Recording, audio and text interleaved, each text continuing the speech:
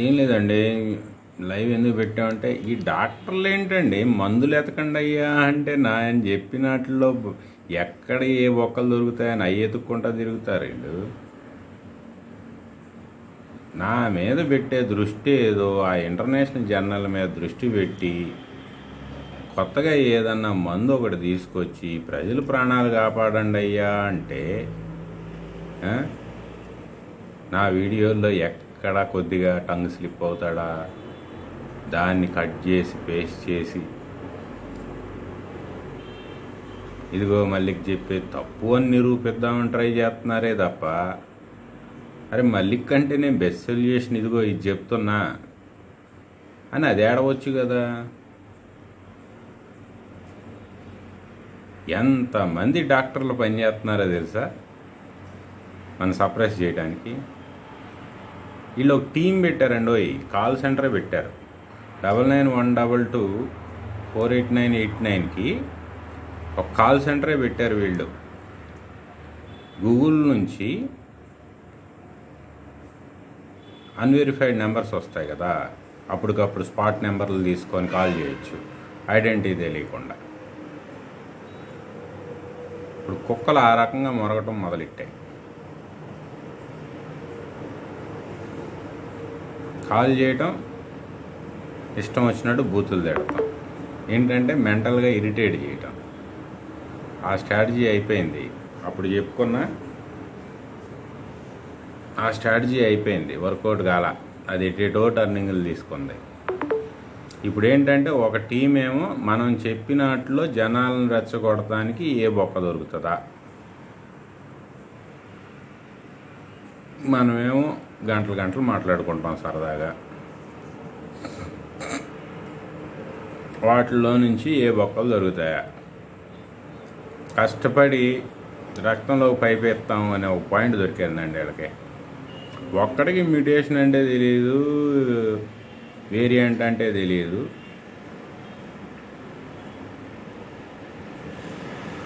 Pipe ఆడికేస్తారు నాకు తెలియదా. ఒక బ్యాచ్ ఆడి పట్టుకొని తిరుగుతుంది, ఇంకో బ్యాచ్ మొదలెట్టింది. ఏంటది, ప్రజల్ని పిట్టల్లా కాల్చమన్న మల్లిక్. అరే దిక్కుమాలిన బ్యాచ్, రోజుకి ఎంతమందిని చంపేస్తున్నారు మీరు? అది చెప్పింది ఏంటి, లాక్డౌన్ పెడితే చైనాలో లాక్డౌన్ పెట్టాలని చెప్తున్నా. 6 నుంచి 12 దాకా వైరస్ రెస్ట్ తీసుకోదని చెప్తున్నా. రోడ్డు మీద ఒక్కడ తిరిగినా ఆడ అంటించుకొని వెళ్ళి మళ్ళీ ఆడ లైవ్ పెట్టినా వైరస్ లైవ్లోనే ఉంటుంది. 45 days human contact to contact లేకుండా, మెయిన్ డోర్ ఓపెన్ కాకుండా ఎవరింట్లో వాళ్ళు హ్యాపీగా 45 రోజులు ఉంటే లాక్డౌన్ సక్సెస్ అవుద్ది. దానికి పీపుల్కి ఊరక 1000 రూపాయలు ఫైన్ వేస్తాం, లేదు కనపడిన 4 దెబ్బలు కొడతాము అంటే ఏమవుతుంది? ఇక్కడ 130 కోట్ల జనాల భవిష్యత్తు పోతుంది. చైనాలో సెకండ్ వేవ్ వచ్చిందా? మన దగ్గర ఎందుకు వస్తుంది? Second wave, third wave, fourth wave ఎందుకు వస్తాయి? అక్కడ కేసు వచ్చింది అంటే నేను చెప్పిన రూలే, ఒక్కడ బయటకు వచ్చినా షూట్ చేసి అవతల పడేస్తారు. 10 రోజులు ఎమ్మటనే వార్నింగ్ ఇస్తారు, అలర్ట్ చేస్తారు. మొత్తం ఊరంతా టెస్ట్ అయిపోయి పాజిటివ్ కేసులన్నింటినీ తీసుకెళ్ళి ఐసోలేట్ చేసి ఆర్టిఫిషియల్ ఇంటెలిజెన్స్తో కాంటాక్ట్ ట్రేసింగ్ చేసి వాళ్ళను కూడా తీసుకెళ్ళి డౌట్గా, ఎందుకంటే ఇమీడియట్గా కూడా కొంతమంది టెస్ట్ కాకపోవచ్చు, కానీ కాంటాక్ట్ అయ్యి ఉండొచ్చు, ఇంక్యుబేషన్ పీరియడ్ అయ్యే వరకు ఉండకూడదు, వైరస్ ఆర్టిఫిషియల్ దొరకకపోవచ్చు. కాబట్టి తీసుకెళ్ళి వాళ్ళను కూడా ఆర్టిఫిషియల్ ఇంటెలిజెన్స్ ఉపయోగించి కాంటాక్ట్లు మొత్తం తీసుకెళ్ళి ఐసోలేట్ చేస్తారు. అంతా చేసి 15 రోజుల తర్వాత మళ్ళీ ఎవరికి సింటమ్ రాకపోతే అప్పుడు లాక్డౌన్ ఎత్తేస్తారు. This is what China is following.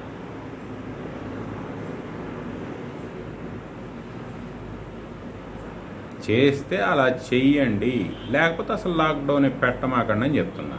ఏం ఉపయోగం? 6 నుంచి 12 దాకా ఓపెన్ చేస్తాడు, తిరిగేవాడు తిరుగుతూనే ఉంటాడు. ఎంతమంది బతుకు తెరువులు పోతున్నాయి? 6 నుంచి 12 దాకా ఎవడ వ్యాపారం చేసుకుంటాడు, ఎవడ పని చేసుకుంటాడు? నేను చెప్పేది ఏంటి, ఎఫ్సిఐ దగ్గర 2 సంవత్సరాలకు సరిపడా ఫుడ్ అవైలబుల్ ఉంది, డిస్ట్రిబ్యూట్ చేసి 45 డేస్ ఒక్కడ బయటకు వచ్చిన, ఏమంటే 45వ రోజు ఒక్కడ బయటకు వచ్చి మళ్ళీ అంటించుకున్నా, మళ్ళీ ప్రోగ్రాం 45 రోజులు పెట్టాలి. దిస్ ఈజ్ వాట్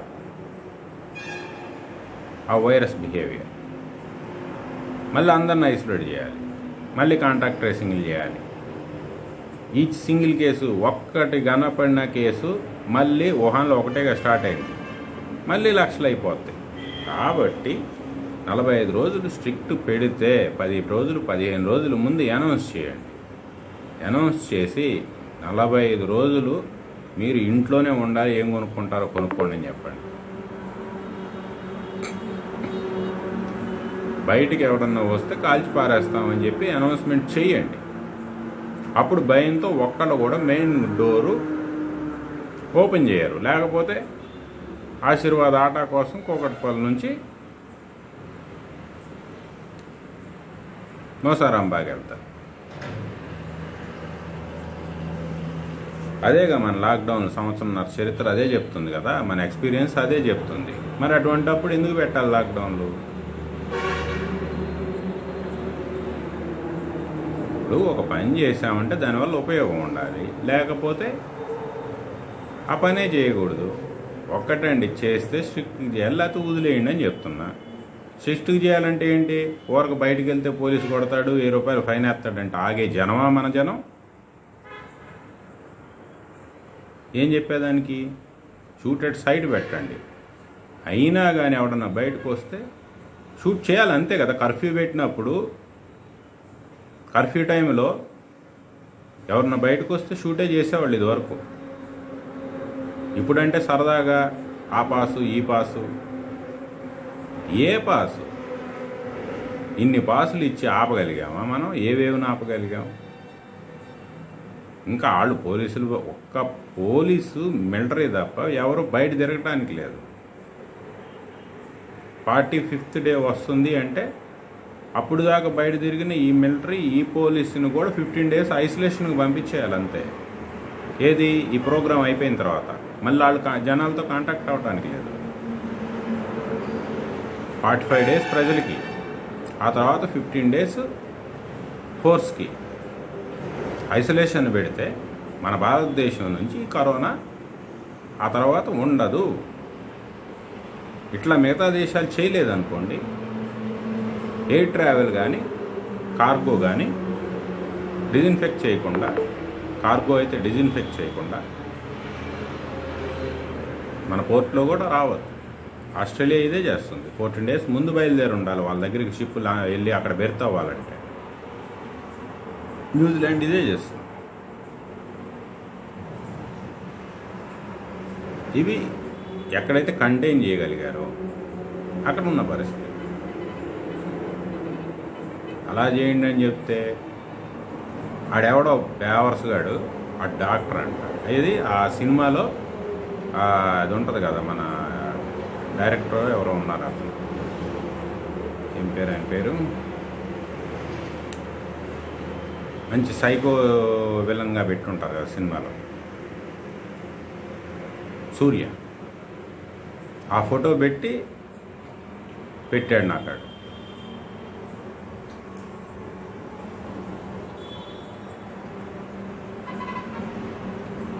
మరి అంత సైకోగాడిని అయితే బేవర్స్గా ఎంత సర్వీస్ చేయను నేను. ఆ టెస్టిమోనియల్ చూడు, ఒక్కొక్కళ్ళ కళ్ళల్లో ఆనందం చూడు. నువ్వు కాపాడుంటావు, వాళ్ళ ఆస్తులు దోసుకొని కాపాడుంటావు. అందుకే నీకు ఆ పేషెంట్ కళ్ళల్లో ఆ మెరుపు కనపడదు. అమ్మయ్య, దేవుడి దయ వల్ల బయటపడ్డాం, ఇప్పుడు చేసిన అప్పెట్టాగా మళ్ళీ తీర్చుకోవాలరా అన్న ఆ స్ట్రెస్ కనపడుతుంది అతని కళ్ళల్లో. నీకు ఆనందం కనపడదు ఆ కళ్ళల్లో. నీ దోపిడీ హాస్పిటల్లో ప్రాణాలతో బయటపడినా కానీ నా పేషెంట్ కళ్ళల్లో బయటపడినటువంటి ఆ కళ్ళల్లో ఆనందం నీ పేషెంట్ కళ్ళల్లో ఉండదు. కాబట్టి నీకు అది ఎక్స్పీరియన్స్ లేదు.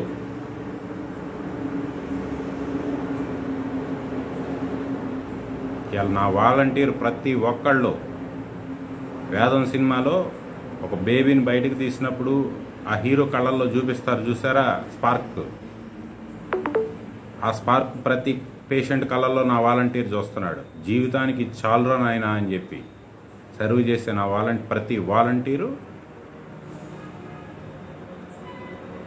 లైఫ్ లాంగ్ తృప్తితో మళ్ళీ కొత్త పేషెంట్ పంపించండి సార్ లోడ్ అని.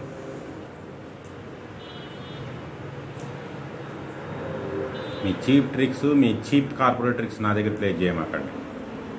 Because I am a managing director for a company since last 12 years. You please mind that. నీ కార్పొరేట్ స్ట్రాటజీలు నా దగ్గర కాదు. Because I am also running a company. I know the company politics very well. మొత్తం కంపెనీని shut down చేసుకొని free service ఇస్తున్నా. నీలాగా లక్షలు దోయట్లేదు. Bloody fool. సైకోలా కనపడుతున్నాను నేను. 1000 మంది ఏమన్నారు? ఊరి కోసం ఒకడు పోయినా పర్లా, కుటుంబం కోసం ఒకడు పోయినా పర్లా, ఊరి కోసం ఒక కుటుంబం పోయినా పర్లా, రాష్ట్రం కోసం ఒక ఊరు పోయినా పర్లా.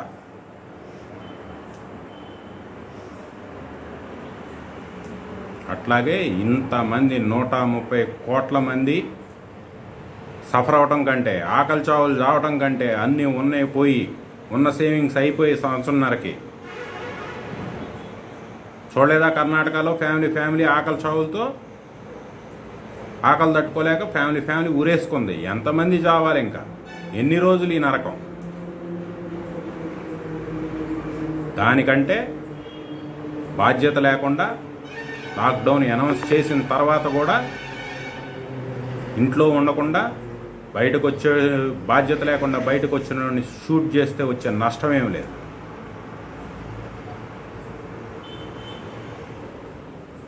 వాళ్ళ గురించి ఆలోచిస్తే, ఆ బాధ్యత రాహిత్యంగా తిరిగే వాళ్ళ గురించి ఆలోచిస్తే 135 కోట్ల మంది సంవత్సరంన్నర నుంచి నరకం చూస్తున్నారు. నీకేం?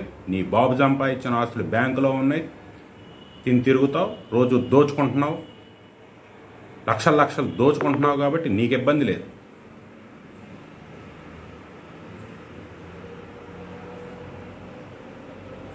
రోజు క్యాష్ కౌంటర్లో కట్ల ఆటోలకి వేసుకెళ్తున్నావు, బస్తాలు కాబట్టి నీకు ఇబ్బంది లేదు.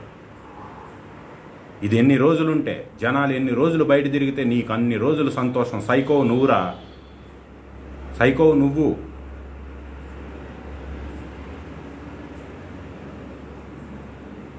వీళ్ళు బయట తిరగాల, నా ఐసీయూ నిండాల, నా క్యాష్ కౌంటర్ నిండాల, రోజు నా ఆటో నిండాలనుకునేది సైకో నువ్వురా, సైకో.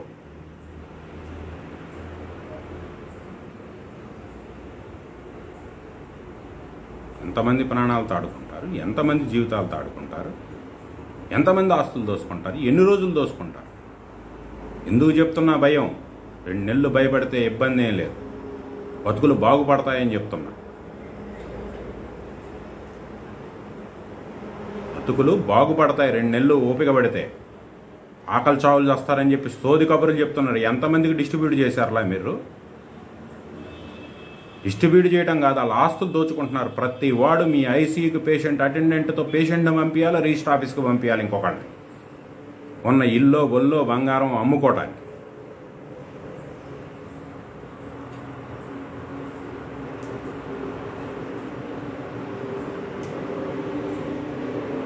మీరంతా ఎన్ని కుట్రలు చేసినా ఏం చేసినా తగ్గేవాడు కాదు. ఇడు మూర్ఖుడీడు.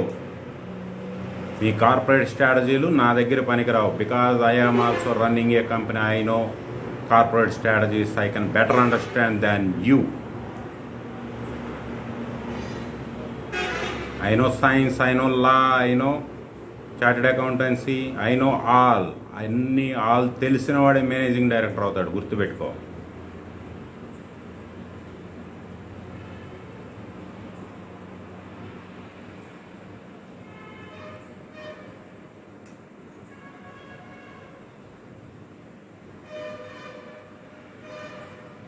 సిగ్గు లేకుండా కొత్త మందు కోసం ట్రై చేయకుండా, కొత్త ట్రీట్మెంట్ ప్రోటోకాల్ అప్డేట్ చేసుకోకుండా వ్యాసాలు రాస్తున్నారు నా మీద. సిగ్గు లేదా మీకు? సిగ్గు లేని జన్మ. ఒకడేమో కేసులు పెడతా అని తిరుగుతాడు. పెట్టారుగా వీరమాచినేని గారు, ఎందుకురా నా అడ్రస్ ఎత్తుక్కుంటున్నారు, ఇదిగో నా ఆధార్ కార్డు, పెట్టండి రా కేసులని. పెట్టండి వెళ్ళి.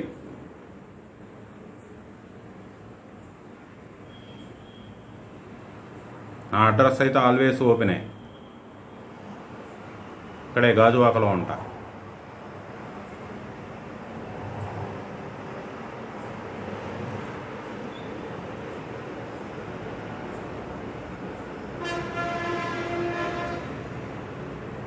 మీ పని మీరు చేసుకోండి, నా పని నేను చేసుకుంటా. జనాలు ఎవడు నమ్మితే ఆడి దగ్గరికి వస్తారు.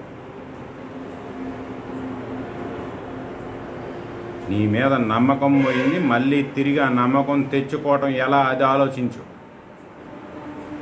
నా మీద నమ్మకం కోల్పోవటం కోసం ఆలోచిస్తున్నావా? నీ తరం కాదు. ప్రజలకి నా మీద నమ్మకం వచ్చింది, దాన్ని నువ్వు తీసేయటం నీ తరం కాదు. ఎందుకంటే ఈచ్ ఫ్యామిలీ బెనిఫిట్ అవుతుంది నా వల్ల. ట్రై చేసిన ప్రతి ఫ్యామిలీ బెనిఫిట్ అవుతుంది. చూస్తున్నావుగా టెస్టిమోనియల్స్ ఎన్నో వస్తాయి. టోటల్ ఫేస్బుక్ సర్వర్ మొత్తం మా టెస్టిమోనియల్ వీడియోస్తో నింపేస్తా.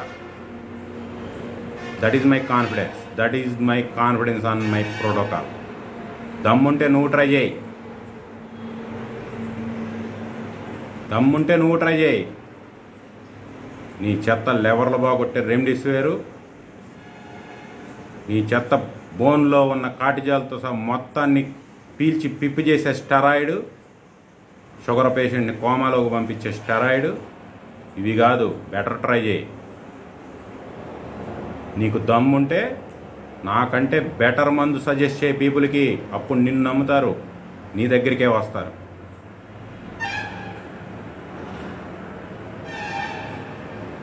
మీరు ఎన్ని రకాలుగా నన్ను ఇరిటేట్ చేసినా, మీరు ఎన్ని రకాలుగా ఏం ట్రై చేసినా, మీ స్ట్రాటజీలు పిల్లలు, మీరు స్ట్రాటజీల్లో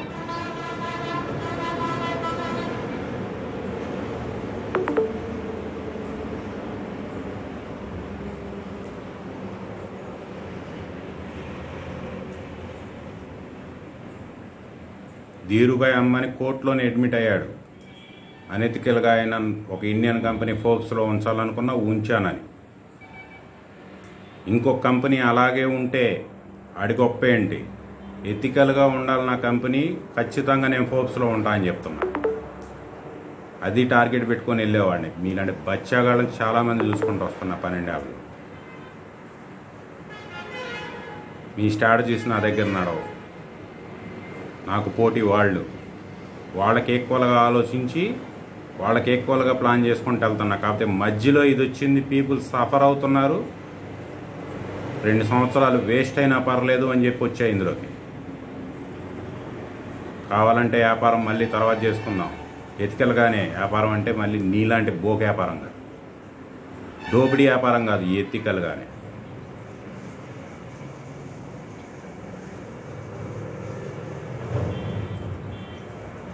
గుర్తుపెట్టుకో, 70 లక్షల టెస్లాని 20 లక్షలకు లాంచ్ చేపిస్తా నా బ్యాటరీ సపరేటర్ వచ్చిన తర్వాత.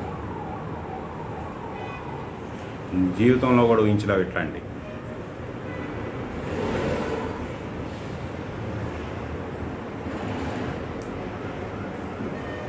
ఒక చిన్న టెక్నాలజీతోనే ఎలాన్ మస్క్ ఎక్కడికి వెళ్ళాడో తెలుసా?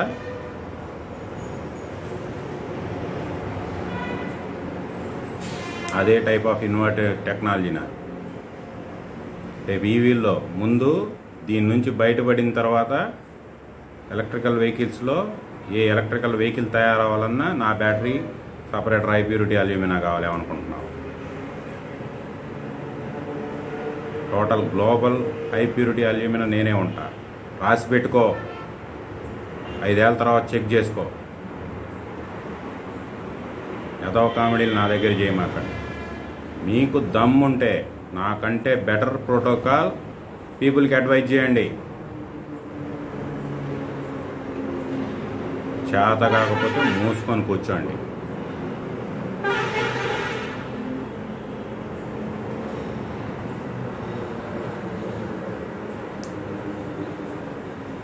అరే పొద్దున్న నుంచి 8 o'clock నుంచి 11 o'clock దాకా అన్ని ఇంటర్నేషనల్ కాల్ నెంబర్లే.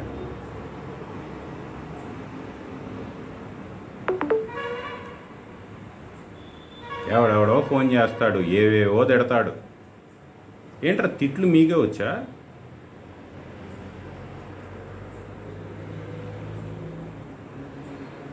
అరే ఆ నెంబరు బోల్డ్ అంతమంది లైఫ్ నిలబెట్టే నెంబరు. ఆ పాపం మీరు మూట కట్టుకుంటే ఫ్యామిలీలో ఒక్కడ మెగళ్ళు దేవుడు కరుణిచ్చాడంటే, మంచి వేరియంట్ తగిలిందంటే ఎందుకురా ఇంకా ఇప్పటికే పాపం పెరిగిపోయి వెంటాడుతుంది అది. మనం ఇంకా ఎందుకు పాపం పెంచుకుంటారు? చెప్పాగా, నీ దగ్గర ఇంటికాడ ఎన్ని మూటలున్నా నిన్ను మూట కడితే ముట్టుకోవటానికి ఒక్కడు రాడు. ఇది గుర్తుపెట్టుకోండి. పెంచుకున్న పాపం చాలు, తగ్గించుకోండి, మనుషుల్లా మారండి. ఇప్పటికైనా మనుషుల్లా మారండి. ఎందుకు మీకు అంత అహంకారం? నమ్మకపోయిన నమ్మకాన్ని మళ్ళీ ప్రజల దగ్గర నుంచి ఎలా తిరిగి నిలబెట్టుకోవాలో అది ఆలోచించండి. అది మానేసి ప్రజలకు నా మీద వచ్చిన నమ్మకానాన్ని ఏదో బురజల్లితే పోవద్దు అనుకుంటే బురజల్లితే పోయేది కాదు. ఇది ప్రాణాలు నిలబెడితే వచ్చిన గ్రాటిట్యూడ్. ఇది ఎప్పటికీ మర్చిపోరాళ్ళు.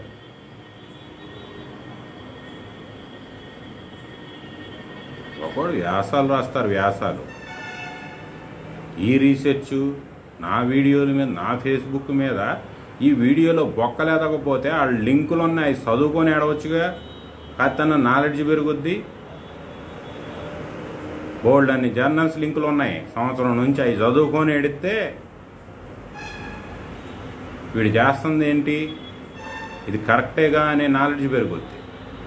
ఎందుకు బతుకుతున్నారో తెలియదు. కుక్క బతుకుతున్నారు మీరు. మీ బతుకు సిగ్గులేని బతుకు. మారండి మనుషుల్లాగా ఇప్పటికైనా. అమ్మా తల్లులారా, ఈ దరిద్రులను ఇంకా భరించకండి. వీళ్ళకి కాస్త గడ్డి పెట్టండి. ఇంట్లో ఉన్న ఆడవాళ్ళు, ఇంట్లో ఉన్న ఆడవాళ్ళు, పిల్లలు, ఈ ఎదవలకు కాస్త గడ్డి పెట్టండి.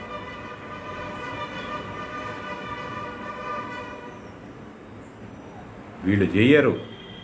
ఎవడన్నా చేస్తుంటే ఓర్చుకోలేరు. మీరెన్ని తలుచుకున్నా నా కోవికేర్ మిషన్ ఆగదు.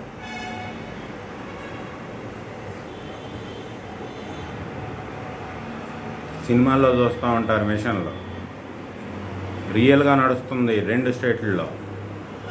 ఈ తరం కాదు, అండర్ కవర్ నడుస్తూనే ఉంటుంది. బోల్డ్ మంది సాఫ్ట్వేర్ ఇంజనీర్లు ఉన్నారు.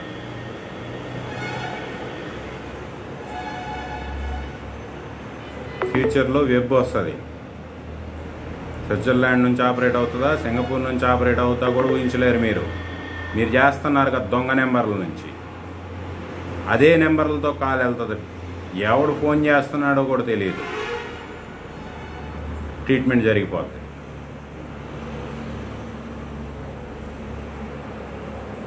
మీరు ఇట్లాంటి ఆశాలు వేస్తారని, మా వాలంటీర్లకి ఫోన్లు చేసి బెదిరిస్తారని అన్నీ తెలుసు. కాకపోతే ఒకటి బిల్డ్ చేయడానికి టైం పడుతుంది. అండర్ కవర్ ఒక్కళ్ళని మీ హాస్పిటల్కి రాని మీ ప్రోటోకాల్ మార్చుకోకపోతే.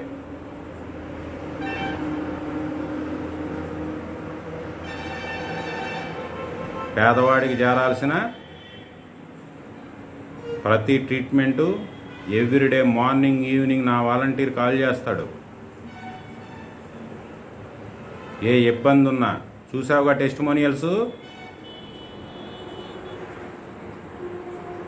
మీలా పెయిడ్ బ్యాచ్ కాదు మాది. ఇంటికెళ్ళు పేషెంట్లను చూపిస్తారు, ఆర్టీపీసీఆర్ టెస్టులు చూపిస్తారు. పెయిడ్ ప్రమోషన్ కాదు. పెయిడ్ ప్రమోషన్కి కళ్ళల్లో అన్ని స్పార్కులు రావు. ఇప్పుడు నడుస్తున్న వాట్సాప్ ఇమీడియట్ రిలీఫ్,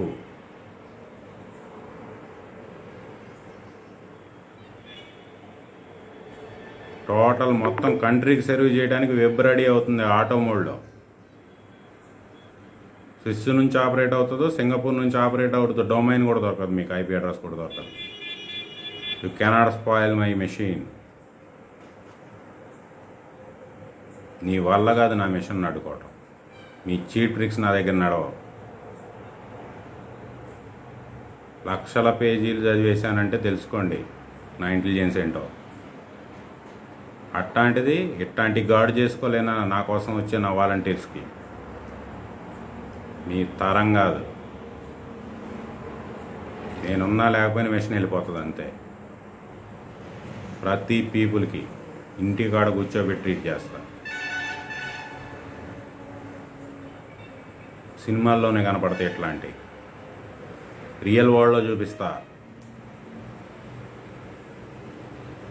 నా గురించి ఆలోచించడం మానేసి ఒక్కటే డీల్కి వద్దామా, మంచి డీల్కి వద్దామా, అఫోర్డబుల్ రేట్లో పనికొచ్చే మందులతో పీపుల్కి ట్రీట్ చేయండి. మీ హాస్పిటల్ నేనే ప్రమోట్ చేస్తా. పలానా దగ్గర మంది ఫాలో అయ్యే డాక్టర్ గారు ఉన్నారమ్మా, ఇబ్బంది అయితే అక్కడికి వెళ్ళండి అని నేనే ప్రమోట్ చేస్తాను. ఇంక నేను అప్పుడు ఎక్కువ కష్టపడాల్సిన అవసరం లేదు. ఈ మిషన్లు ఇవన్నీ, కోవిడ్ కేర్లు మిషన్లు ఇవన్నీ ఏం అవసరం లేదు. మీ ప్రోటోకాల్ మార్చుకోండి. ప్రజల ఆస్తులు దోచుకోకుండా, వాడాల్సిన మందులు మాత్రమే వాడి, ఎక్కువ సైడ్ ఎఫెక్ట్ లేకుండా 15 days తర్వాత పేషెంట్ డిశ్చార్జ్ అయ్యి మళ్ళీ అతను డ్యూటీ ఓపెన్ చేసుకోవాలి. ఈ డీలోకి అయితే కాంప్రమైజ్ లేదని ఇంకా రెచ్చగొడితే మీ మార్కెట్ మొత్తం పోద్ది. మీకు ప్రజలకి మీ మీద ఉన్న నమ్మకం పూర్తిగా పోద్ది. మీరు నన్ను ఎంత ద్వేషిస్తే మీరంత నన్ను ప్రమోట్ చేసినట్టు. మీరు నన్ను ఏదో చేద్దాం అనుకుంటే అంత ప్రమోట్ చేసినట్టు. ఈ చిన్న లాజిక్ ఎట్ట అర్థం కావట్లా మీకు? మీరు పెద్ద తెలివైన వాళ్ళు కదా. నేను ఇంకా ఎంసెట్లో టాప్ ర్యాంకర్లో తెలివి ఎక్కువ ఉంటుంది అనుకుంటున్నా. మీరంతా డొనేషన్ బ్యాచేనా?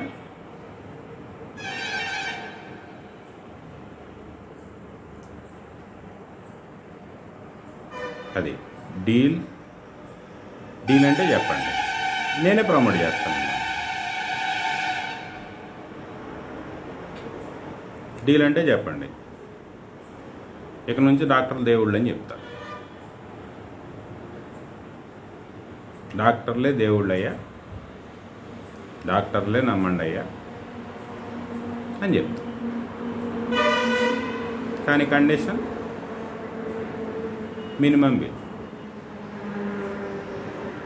మినిమం మెడిసిన్స్ వాడాల్సినవి వాడతాం, అవసరమైనవే వాడతాం. ఈ కాంప్రమైజ్కి మీరు రండి, నేను కాంప్రమైజ్కి వస్తాను.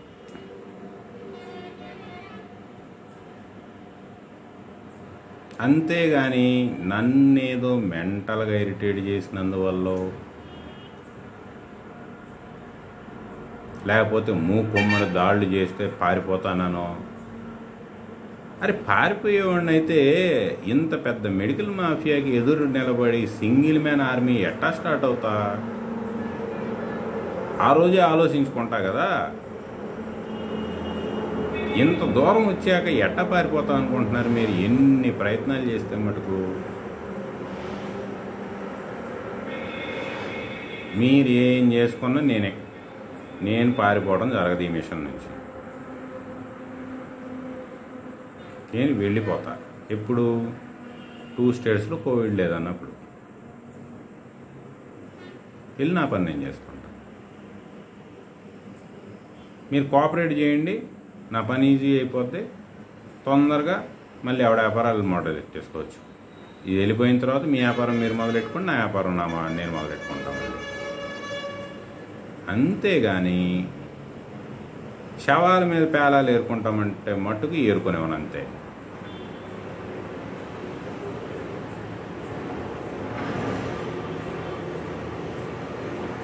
కాబట్టి దయచేసి చెప్తున్నా, మీ చిన్ని బుర్రలకి ఇన్ని స్ట్రాటజీలు తెలియదులే కానీ కాంప్రమైజ్కి వచ్చేయండి. తొందరగా దీన్ని పంపించేస్తే మళ్ళీ మీ వ్యాపారం మీరు స్టార్ట్ చేసుకోవచ్చు, మళ్ళీ మీరు సంపాదించుకోవచ్చు.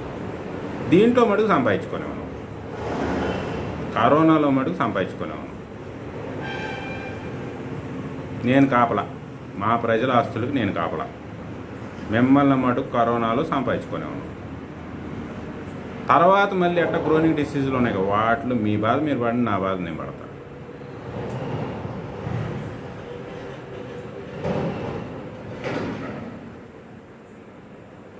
అది ఈ డీల్ గురించి ఆలోచించుకోండి. అందరు మీటింగ్లు పెట్టుకొని ఏదో దానికి రండి.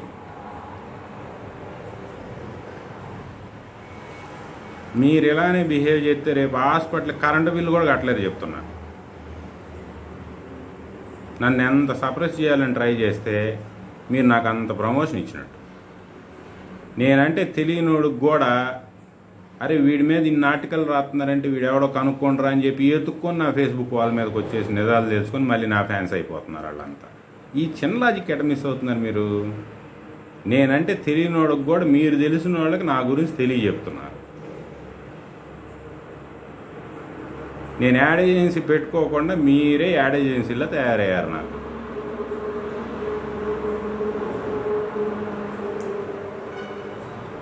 ఎందుకు చెప్పు? నేనేం రూపాయి ఇవ్వను, ఎందుకంటే నేను ఎవరి దగ్గర రూపాయి తీసుకోవట్లా. ఎందుకు నాకు మీరు ఫ్రీ ప్రమోషన్ చేసి పెడతారు?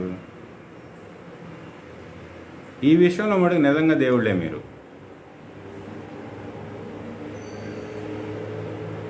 ఏడో గాజువాకలో ఉండి నువ్వు రోజు ఏదో ఒక 200 మంది 300 మంది ఫాలోవర్స్కి ఒక చిన్న లైవ్ పెట్టుకునేవాడిని. ఇలా 2 స్టేట్లో సెలబ్రేట్ చేసి వదిలిపెట్టారు నన్ను. మీరు ఎంత తొక్కేయాలని ట్రై చేస్తే నాకు అంత ఫాలోయింగ్ పెరిగిపోతుంది. మీరు రాసిన ఆర్టికల్ చదువుకొని దీన్ని రెండో సైడ్ తెలుసుకుందామని నా కాడికి వచ్చేస్తున్నారు. అది మీకు ఎందుకు అర్థం కావట్లా? మీరు నన్ను మర్చిపోయారనుకో, అట్లీస్ట్ కొంతమంది కన్నా నేను తెలియకుండా ఉంటా. మీరేం చేస్తున్నారు? నేనంటే తెలియనోడు కూడా తెలియజెప్తున్నారు నా గురించి. నిజంగా మీరు దేవుడు నాయన.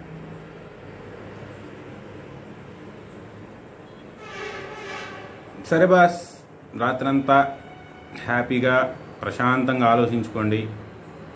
డీల్ ఓకే అంటే కాంప్రమైజ్ అంటే కాంప్రమైజ్. కనీసం కరెంటు బిల్లు కట్టుకోవడానికి మినిమం వ్యాపారం అన్నది నడుస్తుంది. శుభ్రంగా అందరికీ శాలరీలు ఇవ్వచ్చు.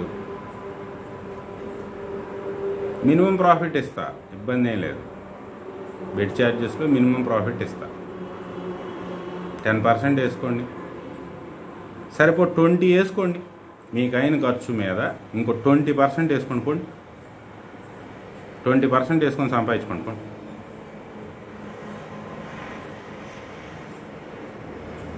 అంతకు మించి అలవ చేయండి. మంచి మార్జిన్ 20% అంటే ఏ వ్యాపారం అవుతుంది చెప్పండి? మళ్ళీ మీరు తొందరగా కానీ కాంప్రమైజ్ రాకపోతే మటుకు పర్సంటేజ్ తగ్గించేస్తానండి. మళ్ళీ ఆ తర్వాత 2% 3% తీసుకొస్తే ఇంత దాంట్లో ఎట్లా చేయాలండి అని చెప్పి మీరు ఆ రోజు మళ్ళీ పాత 20 అని అడిగితే మటుకు నేనేమని చెప్తున్నా. కాబట్టి మంచి డీలు, బెడ్ ఛార్జీల మీద అయ్యే ఖర్చు మీద 20% వేసుకొని మా ప్రజలకి ఈ కోవిడ్ కాలంలో వాళ్ళ ప్రాణాలు నిలబడటానికి సాయం చేయండి.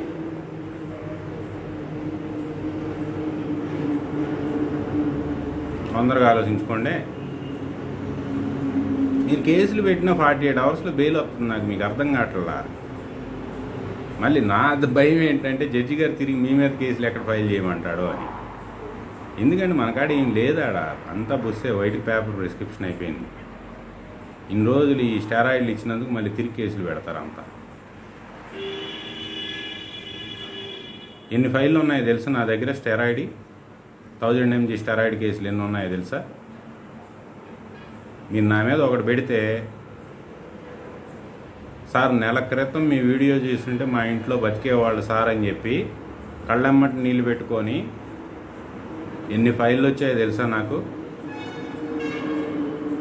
అటు వీరమాచినేని గారేమో షుగర్ పేషెంట్లు వీటికి మొత్తం ఫైల్ పెట్టుకొని ఆయన తిరుగుతున్నారు.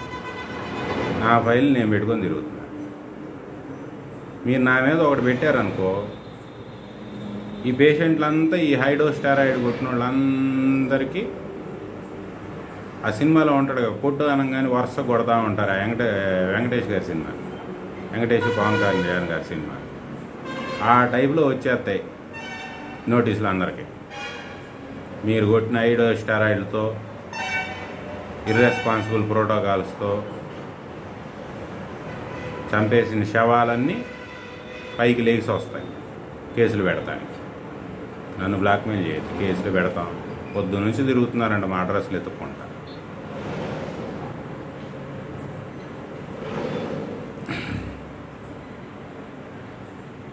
ఇవన్నీ వద్దండి, యుద్ధం వద్దు. శుభ్రంగా దేవుళ్ళు అయిపోండి. మిమ్మల్ని దేవుళ్ళు మళ్ళీ చేసేస్తా నేను.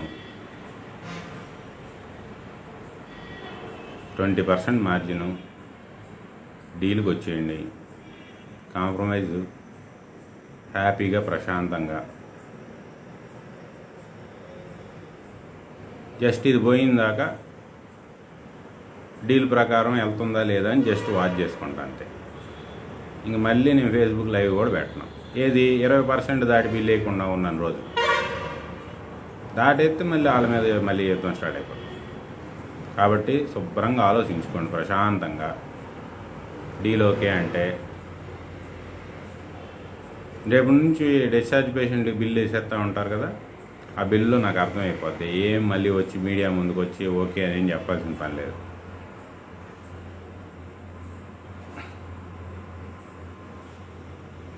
అది మీది బెడ్ ఛార్జ్ ఎంత, ఒక ఫ్లెక్సీ కట్టండి చాలు.